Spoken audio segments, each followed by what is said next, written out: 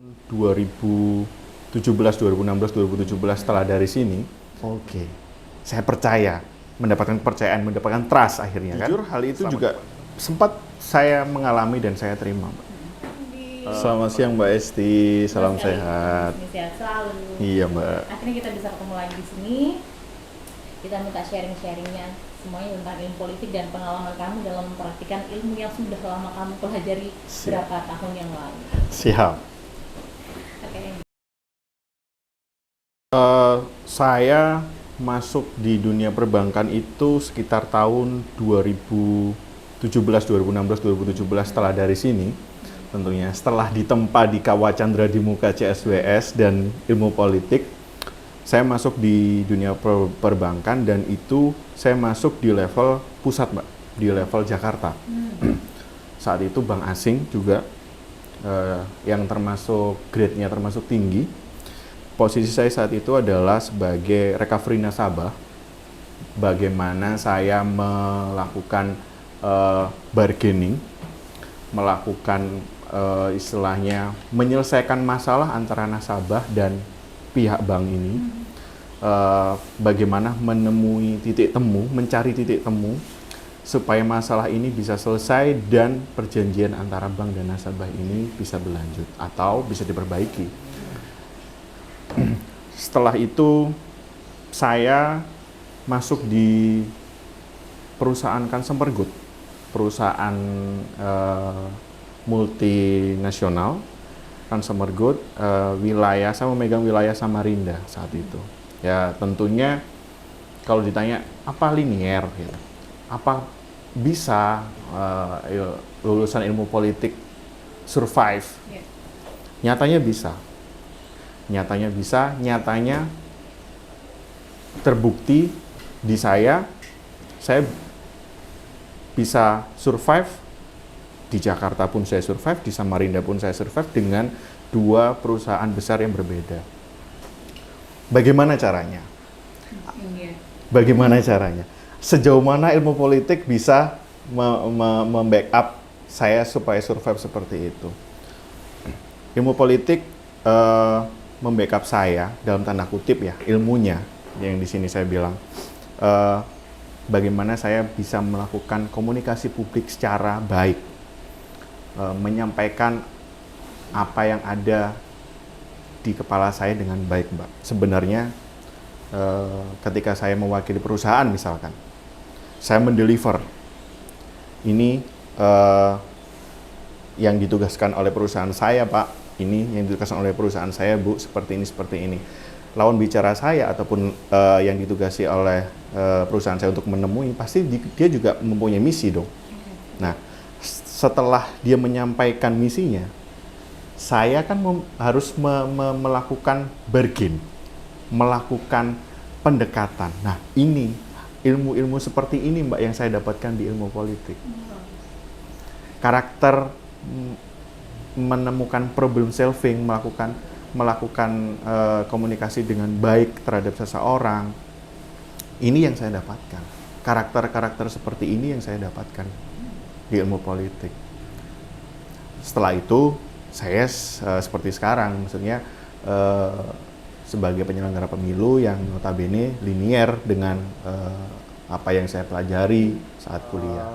Saya bilang omong kosong ketika kita tidak punya teori, tetapi kita langsung maju berperang dalam tanda kutip. Bagaimana mungkin kita mau maju berperang tapi tidak punya senjata, ibaratnya, tidak punya teori, tidak punya pengetahuan yang cukup, seperti itu. Melakukan pendekatan terhadap orang, kita harus tahu apa sih sebenarnya yang orang ini bisa kita sampaikan dengan baik. Maksudnya celah-celah apa, mitigasi permasalahan nanti ketika kami mendekati orang ini, ketika kami melakukan bargain terhadap orang ini, resikonya apa, kita harus masuk melalui mana. Ini kan juga dipelajari di ilmu politik, Mbak. Ada yang namanya, kalau tidak salah, saya dulu mata kuliahnya adalah konflik, Mbak. Pola manajemen konflik. Bagaimana kita melakukan manajemen konflik dengan baik terhadap seseorang, pasti orang itu oke. saya percaya, mendapatkan kepercayaan, mendapatkan trust akhirnya kan. Setelah mendapatkan trust kan berarti apa yang kita menjadikan misi ya pasti berhasil, seperti itu. Nah, ilmu politik sangat berperan penting dalam hidup saya itu, Mbak.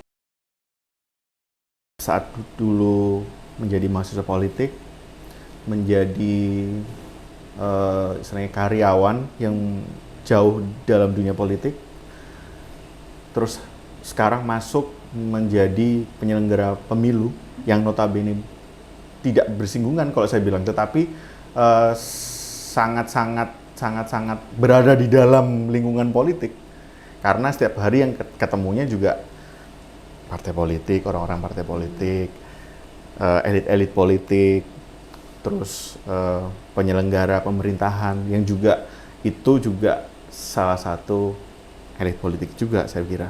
Nah, pandangan politik waktu saya mahasiswa tentunya kita berpikir kritis, mengedepankan berpikir kritis, konstruk berpikir yang tajam.